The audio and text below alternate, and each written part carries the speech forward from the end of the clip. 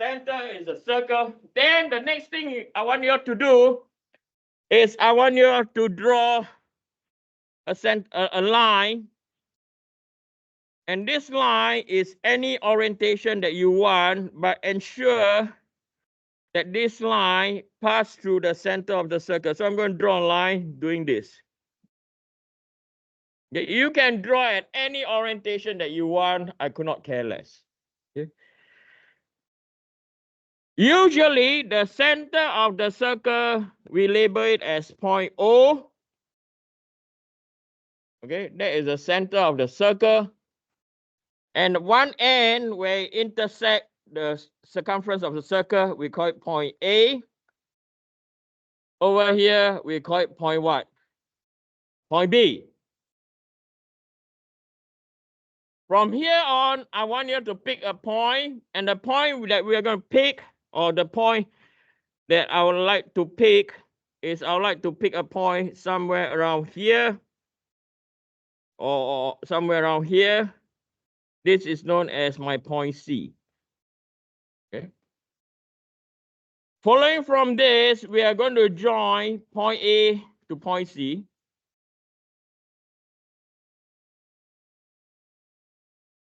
And then from here, I would like to join point C to point B. Okay. And what we realize is this is always how many degrees? It's always what? 90 degrees. That is how ancient architecture construct buildings that has a what? A perfect what?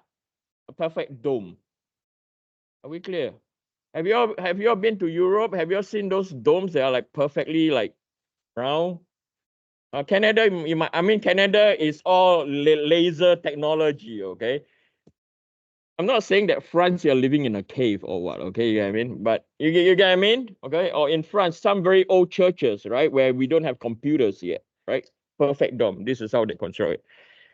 Can you like you pick any point? Is it 90 degrees? Can you measure? If not, just take out your credit card and look at both edges. You just line up. Are we clear? Okay. So this is one of the rules of the circle, right? Any point that you pick, if I'm going to pick another point down here, you don't need to do this, okay? And I'm going to call this point D. The same thing will happen if I were to construct lines. This will be and shall be always equal to how many degrees? 90 degrees. You can see this. This is again 90 degrees. Does the screen looks like 90 degrees or not? Yeah, it does. Okay, I thought it was oblique. Now, the next thing that I want you to do is I would like you to draw a point from point C to point O. Okay. Point C to point O. Okay. And I would like you to address this angle as beta angle.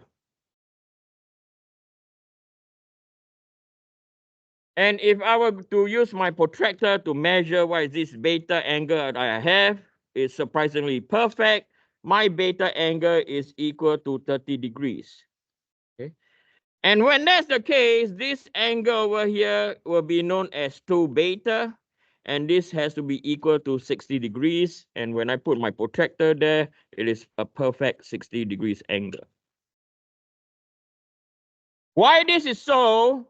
Because the distance from O to the two lines that I've drawn, they are equal in length. It is the radius. So this is its radius. This is its radius. The angle over here will be known as 180 minus by 2 beta.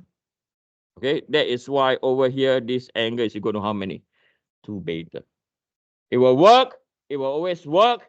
And these are the basic rules of the circle that we have to learn. Okay, because sometimes on most circle or element analysis, you cannot construct the circle. You have to understand the concept of the rules of the circle. Okay, this is just a brief recap for you guys. I'm pretty sure you guys know all this already. Okay, I'm very sure. Right.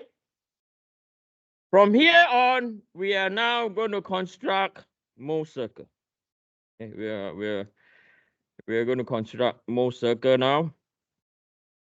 So Mohs circle, and there hold on, and there are a few things that I want you to observe.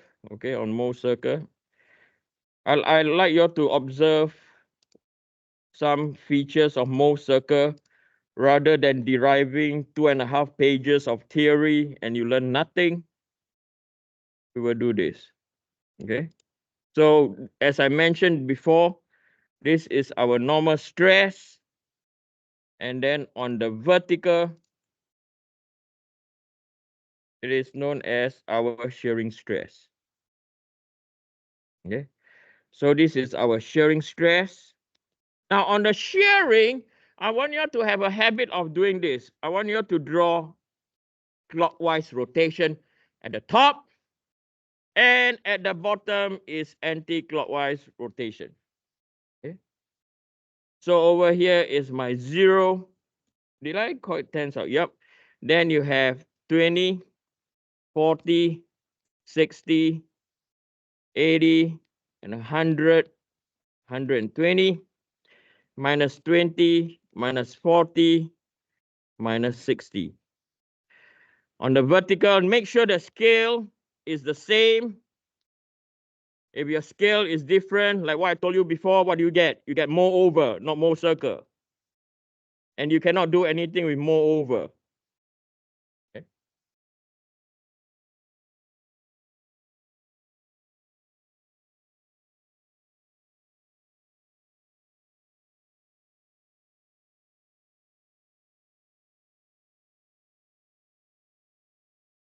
We good?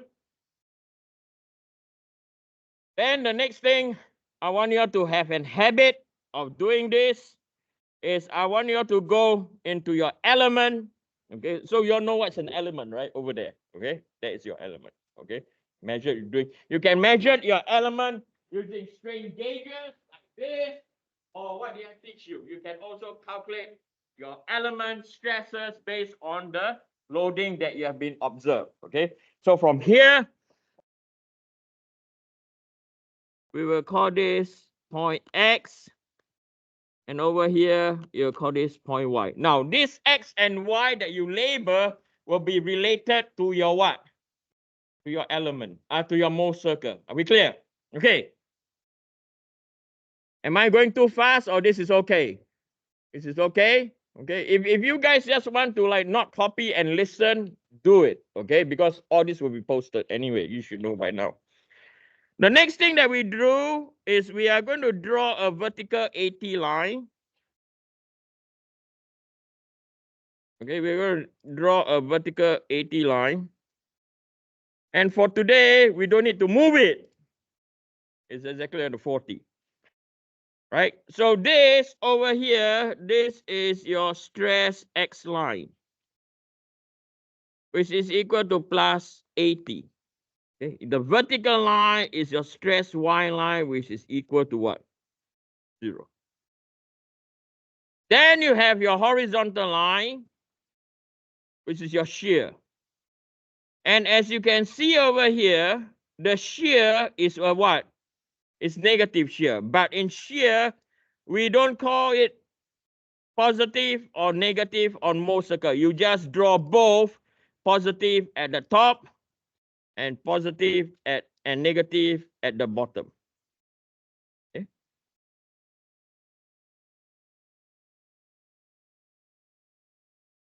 So you have something like this. I'm going to copy my square so you can more see better.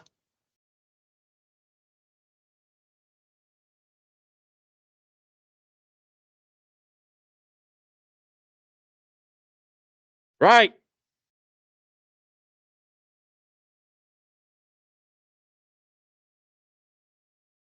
Okay. So we want to find where is point X on our Mohs circle. Okay. Where is point X on a mole circle? We know that at point X, we are on the what? We are on the AT line. Yes or no? So we're going to focus on the AT line. Now, the shear is what? This is negative 30 megapascal. I repeat again, this is at negative. But negative 30 megapascal does not mean that it is down here. No. Okay. I repeat again, it does not mean that the point is down there when it's negative. Whether is it down or up, it depends on the rotation of the element. What do I mean by the rotation of the element? So now I'd like to draw your attention into this surface over here and onto this 30 that we are looking at. Okay. If now we were to put our finger on the center, or we put a pin. Okay. A pin means it's capable of what? Rotating. Okay. So the 30 megapascal, right, on X will induce a rotation clockwise or anti-clockwise? Clockwise. So if it's clockwise, it will be at the top. This is point X. Are we clear? The shear has nothing to do with positive or negative shear. Okay. It depends on the what? Rotation of the element. Okay. Remember, there's no, in terms of tensor and compression, some material prefer compressive stress and not what? Tensile. Okay. And usually under compression, materials can take what? Higher load. Especially what? Brittle material. In shear, positive shear, negative shear, both are either as good or both are either as what? Okay. We clear? Okay, so don't be biased. I'm very biased. Okay, but don't be. Are we clear? Okay, so what did I just say? Normal stresses, compression for some material are better than tensile, and especially what? Brittle material. Brittle material are like what? Chalk. Remember? Right? Shear does not matter. Positive shear, negative shear, both can be as good or both can be as bad. Now, the next thing we're going to look at is we are going to look at Y, which is on this surface now. And we are going to look at the arrow down here. And the normal stress for Y is equal to 0, but the element will rotate which direction? Anti-clockwise. Anti-clockwise is bottom, and this is where you call it your what? Y. Easy peasy, very squeezy and limey, yes or no? Nothing so difficult. Okay. From here, you sketch a straight line linking the both of them. And where it intersects the center, this is where now at 40, at this point, this is your point O. Point O will always be the center of your what? Of your circle. With that, you draw a vertical line down.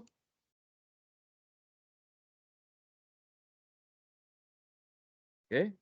So the distance from here to here, this is known as your stress average. And to calculate stress average, it's really straightforward. Okay, so we are going to determine our stress average first. So we are going to calculate stress average. Now, stress average is also equal to the what?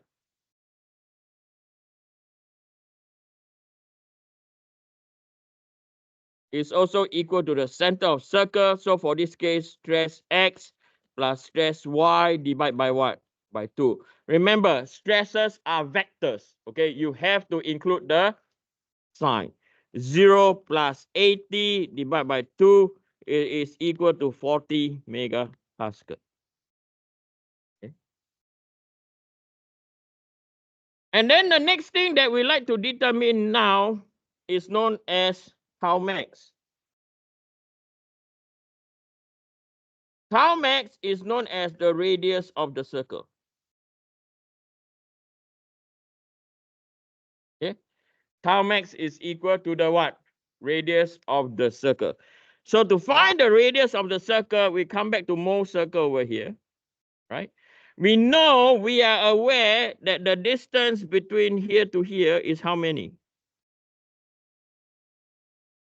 It's equal to 40.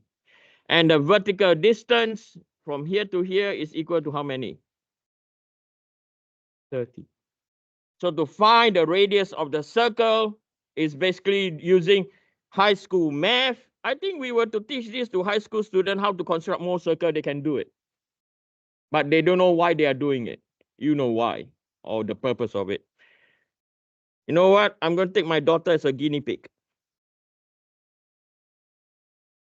30 squared plus 40 squared. She's in grade 2 now.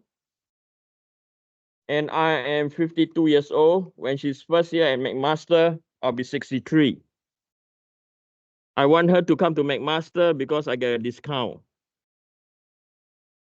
And I'll be teaching this course when I'm up to 67, when she finished her degree. And most of you will say, good grief. Okay? So that is your what? That is your radius of your circle, your tau max. We clear? Okay. Right. From here, I want you to observe something now. So from here, okay, we can start constructing a circle. And the circle that we're going to draw will be at 50. Okay. And then we do this.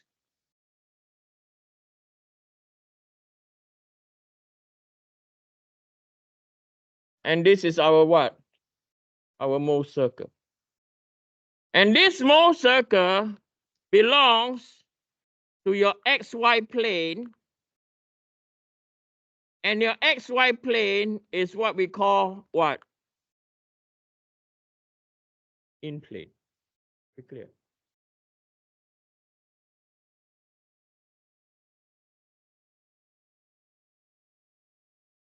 Now, most circle is a tool of analysis. It again, most circle is the tool of analysis. We have to bring it back to the real world, right? You press your calculator and then it pull out a number. What does that number means in the real world? Now, if we look at most circle, at point O is the center of the circle. To go through point X to point Y on the circumference, what is the angle of rotation?